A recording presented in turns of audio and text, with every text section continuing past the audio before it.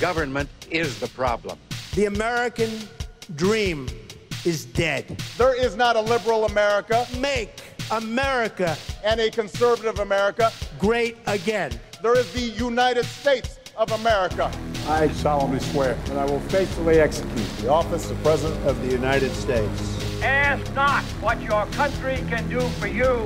So help me God. Ask what you can do for your country. Congratulations, Mr. President.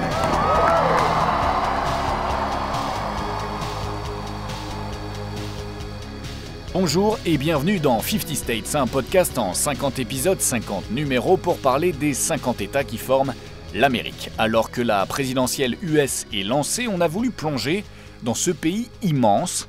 Un pays immense qui compte malgré tout un État tout petit, le Rhode Island, le plus petit État d'Amérique, un confetti de quelques kilomètres carrés. Mais évidemment, s'il existe un État minuscule en Amérique, c'est qu'il existe aussi forcément un État majuscule. Aujourd'hui, nous partons dans le plus grand État d'Amérique, 3 fois la taille de la France, oui, 3 fois plus grand que nous. Bienvenue donc dans l'État XXL, bienvenue en Alaska. Alaska. It's the place you've always dreamed of, where the ordinary is simply extraordinary, and the views, like your memories, go on forever. L'Alaska, c'est en haut à gauche de l'Amérique, à l'ouest, mais vraiment le plus à l'ouest possible. L'Alaska, c'est le pays des glaciers, des ours bruns et des records de température. Moins 62 degrés Celsius, c'était en 1971 aux États-Unis. On n'a jamais fait mieux ou pire, c'est selon. We go back to 1971. The coldest temperature ever seen in the United States was recorded in Prospect Creek, Alaska. Temperatures plummeted to negative 80 degrees. L'Alaska, c'est 700 000 habitants, une capitale, Juneau, et une ville principale, Anchorage, où habite 40% de la population.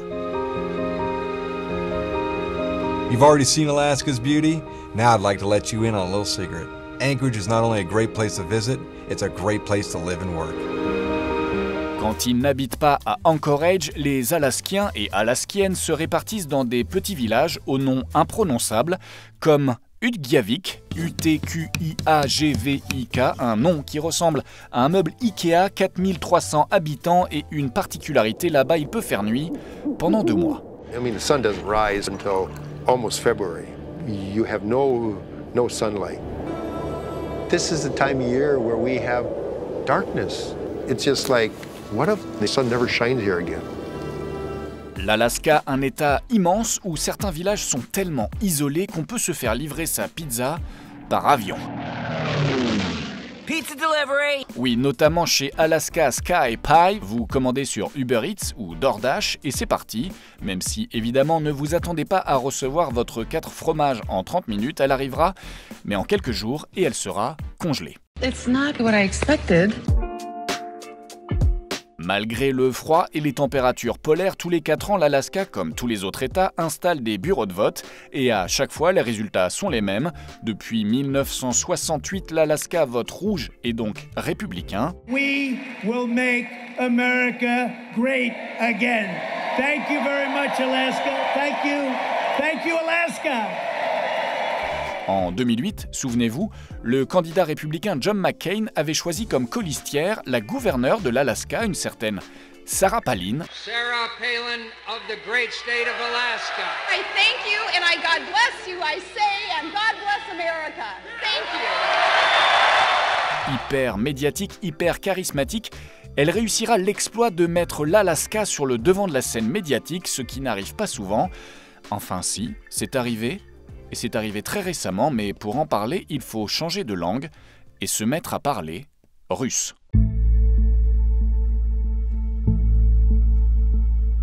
Moscou, le 6 juillet 2022. Cela fait 5 mois que la Russie a envahi l'Ukraine. Le monde entier est sous le choc, mais le monde entier réagit. Sous la pression des Américains et des Européens, de lourdes sanctions sont prises contre les Russes et contre l'économie russe en particulier. Forcément, cela énerve le Kremlin, Vladimir Poutine et tous les lieutenants du grand patron qui vont sonner la charge et défendre la patrie. Le président du Parlement russe, par exemple, va même se chauffer au point de menacer directement les États-Unis. Vyacheslav Volodine, puisqu'il s'agit de lui, a en effet déclaré devant les députés « Avant d'essayer de contrôler nos ressources à l'étranger, les États-Unis devraient toujours se rappeler qu'il y a une partie de leur territoire, l'Alaska, que nous pouvons réclamer. » Phrase choc, punchline XXL, les médias du monde entier sont en boucle, la Russie et Poutine veulent reprendre l'Alaska. A Russian lawmaker has reportedly demanded America return the entire state of Alaska. Attention, on ne veut spoiler personne, mais au final, la Russie n'a pas envahi l'Alaska, ce qui n'empêche pas d'avoir envie d'en savoir plus sur cet État, car c'est vrai, au départ, en Alaska, il y avait de la fourrure, de la neige et des Russes.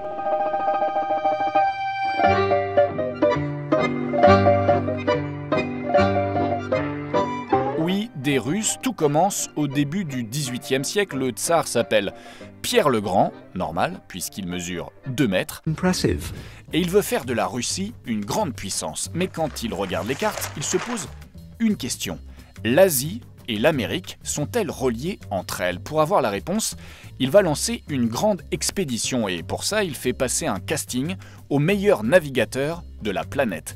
Son choix va s'arrêter sur Vitus Bering, un Danois expérimenté qui va partir vers l'Est avec 25 hommes, faire 6000 km, arriver au bout de la Sibérie et une fois arrivé au bout du bout, il faut voir les choses en face, l'Amérique n'est pas loin, mais elle est quand même séparée par un détroit qui porte aujourd'hui son nom, le détroit de Bering. The Bering Strait, the smallest divide between the US and Russia, is a narrow strip of water that separates Alaska from Siberia. L'équipage fait la traversée et un membre de cet équipage reviendra en Russie avec une très belle cargaison de fourrures qui feront fureur. Alors on se dit que ça vaut le coup de retourner sur place, de prendre le contrôle de ce territoire, de ses ressources et donc d'y installer la Compagnie russe d'Amérique. Les années passent, le business marche tout doucement à tel point que le nouveau tsar, Alexandre II, se demande à quoi bon maintenir une colonie en Alaska. C'est loin, c'est cher et ça sert pas à grand chose. Et c'est là que l'histoire avec un grand H intervient.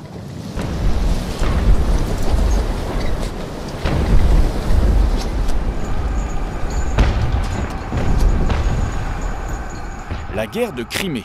Et oui, déjà, la Russie perd contre les flottes anglaises et françaises, le tsar a besoin d'argent, vendre l'Alaska, ça pourrait faire du bien aux caisses de l'État. On appelle Washington, on négocie, l'Amérique propose 5 millions de dollars, la Russie fait monter les enchères et le 30 mars 1867, on top 7,2 millions de dollars, l'Alaska bascule et devient américaine. Welcome to the United States of America. 155 ans plus tard, donc, Vladimir Poutine menace Joe Biden de venir récupérer l'Alaska. Alors, bienvenue sur le nouveau terrain d'affrontement entre l'Amérique et la Russie, bienvenue en Alaska.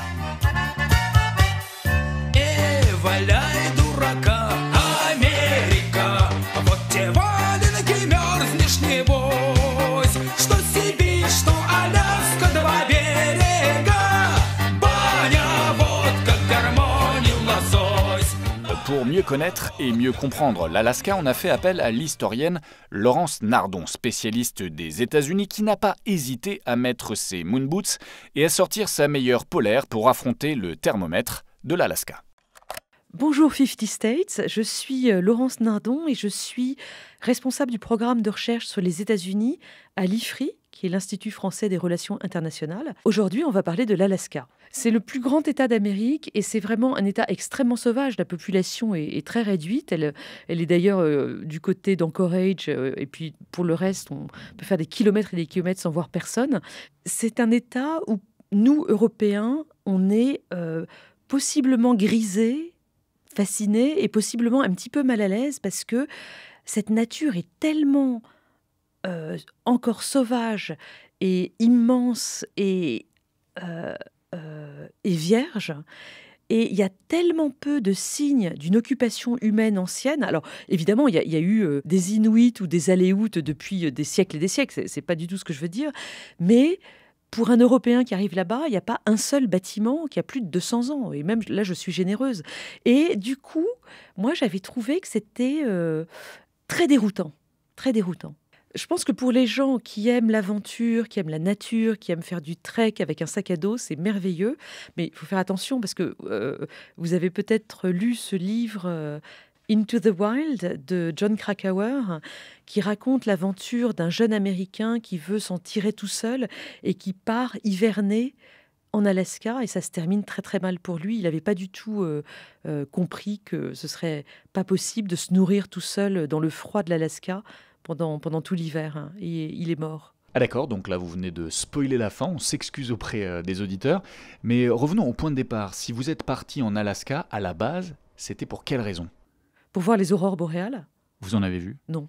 Mais j'ai vu un orignal, une orignale avec son petit, et ce sont ces espèces d'énormes cervidés, on appelle ça des moose en anglais, et ils ont la particularité d'avoir des bois qui sont recouverts d'un petit pelage très doux, un peu comme sur le bout de leur museau, comme sur le bout du museau d'un cheval. Enfin bref, et c'est très très mignon, c'est immense, hein, Ça a l'air très mignon, on vous fait confiance, mais je voudrais revenir sur ce que vous disiez tout à l'heure sur cette nature qui peut être déroutante en Alaska. Cette nature, elle est remise en cause en ce moment par pas mal de projets pétroliers. Est-ce qu'on peut dire que l'environnement est menacé en Alaska? L'Alaska a un certain nombre de parcs nationaux immenses, hein, qui sont pour certains plus grands que la France. Et c'est dans ces parcs nationaux que certains forages auraient lieu. On a beaucoup parlé, par exemple, du projet Willow, qui est un projet donc de forage dans un endroit qui s'appelle Willow, qui est dans un parc protégé. Et à la stupéfaction générale, Biden a donné son accord il y a 1 an, il me semble, je crois que c'était en février 2023, pour commencer des forages dans cette zone. Alors que, pendant sa campagne, il s'était engagé à ne jamais autoriser quoi que ce soit. Trump voulait le faire, Biden avait dit qu'il ne le ferait pas. Alors, les jeunes écolos américains, c'est plutôt dans cette classe d'âge, sont absolument furieux.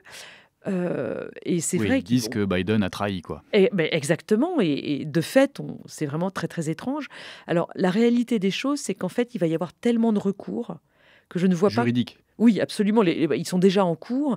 Et donc, je ne vois pas comment le premier coup de pioche pourrait être donné avant au moins 5 ou 6 ans sur ce projet Willow. Et entre-temps, peut-être qu'il aura été réinterdit. Bon, là, il faut qu'on se penche sur les résultats possibles de la présidentielle américaine de novembre 2024.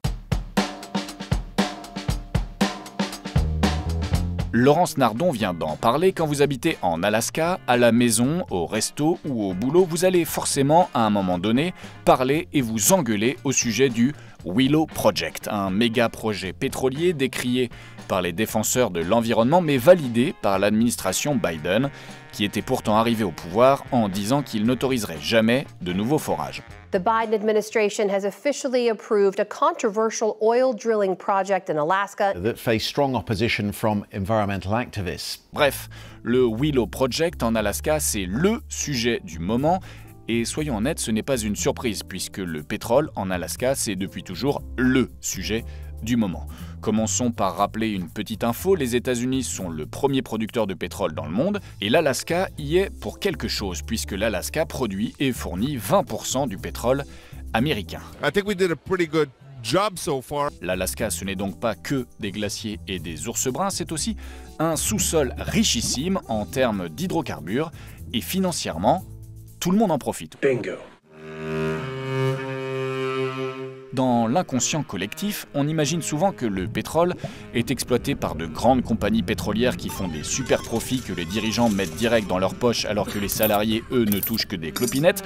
Bon, c'est pas complètement faux, mais en Alaska, il y a une grosse différence. Oh yeah? How? Depuis 1977, l'État a mis en place le Alaska Permanent Fund, le fonds permanent pour l'Alaska. L'idée est simple. Grâce au pétrole, l'Alaska gagne beaucoup d'argent, ok. Alors chaque année, on va prendre 25% de cet argent, on va le placer dans ce fonds pour l'Alaska qui est piloté par des professionnels de la bourse. Avec cet argent issu du pétrole, ils vont acheter des actions, des obligations, ils font gonfler les revenus et surtout, chaque année, le fonds reverse de l'argent à tous les citoyens de l'Alaska. Oui, j'ai bien dit à tous les citoyens de l'Alaska. Welcome to Alaska. Here's $1,000. Well, it's about time. But why? We pay every resident $1,000 to allow the oil companies to ravage our state's natural beauty. I'm home. Oh, thanks. En 2023, par exemple, le fonds a ainsi versé $1 312 à chaque habitant, soit $5 248 pour une famille de 4 personnes. Parce que oui, la somme est versée pour les adultes, mais aussi pour les enfants. On peut donc l'affirmer, en Alaska, chaque personne profite du business du pétrole, une redistribution des richesses qui peut paraître complètement paradoxale dans le pays le plus capitaliste au monde et qui fait de l'Alaska l'État le moins inégalitaire de tous les États-Unis. Certains oseraient même dire que tout cela fait de l'Alaska un État socialiste. En France, même Benoît Hamon s'est inspiré de l'Alaska quand il défendait le principe de revenu universel. Mais chut, ne parlez pas de Benoît Hamon en Alaska, déjà parce que, on vous dira. Et puis surtout, l'Alaska est loin d'être socialiste, puisque depuis 1968, ici, on vote rouge, les sénateurs de l'Alaska sont républicains, le gouverneur est républicain, et l'immense majorité des élus à la Chambre des représentants sont républicains. Et pour autant, aucun n'a jamais remis en cause, ni en question, le fonds permanent pour l'Alaska. Do whatever you want.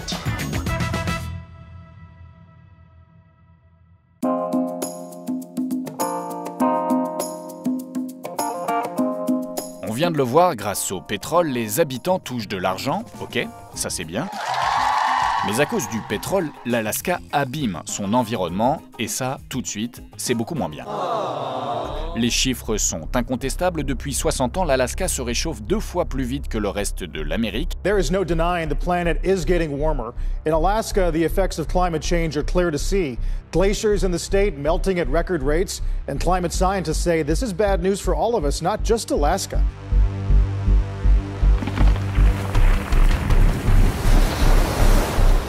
Fonte des glaciers, hausse des températures, hausse du niveau de la mer et même incendie et feux de forêt l'été, le climat devient un peu foufou et il y a un village en Alaska qui illustre depuis des années ce réchauffement climatique. C'est le petit village de Newtok sur la côte ouest de l'Alaska. Newtok is scheduled for destruction because of climate change. En 2000, le recensement précise que 321 personnes habitent dans ce village, 321 personnes réparties en 51 familles, âge moyen 21 ans. Le village de Newtok compte une école, un magasin, un cabinet médical et pas grand-chose de plus. Ici, on vit tranquille, on chasse, on pêche et on profite de la vue de ce petit village posé depuis des millénaires sur une couche de permafrost.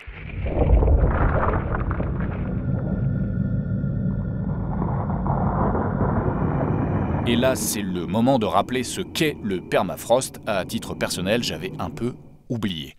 Le permafrost, c'est un sol qui est gelé. Un sol de glace, quoi. Hyper solide, hyper ferme. Et qui est recouvert par un sol plutôt normal, avec de la terre sur laquelle la végétation peut pousser. Le permafrost, c'est une sorte de sous-sol, donc, un socle qui soutient tout le reste. Et le permafrost, on le trouve en grande quantité dans l'hémisphère nord, notamment en Sibérie, au Canada, et donc en Alaska. Le problème, c'est que par endroits, le permafrost est en train de fondre.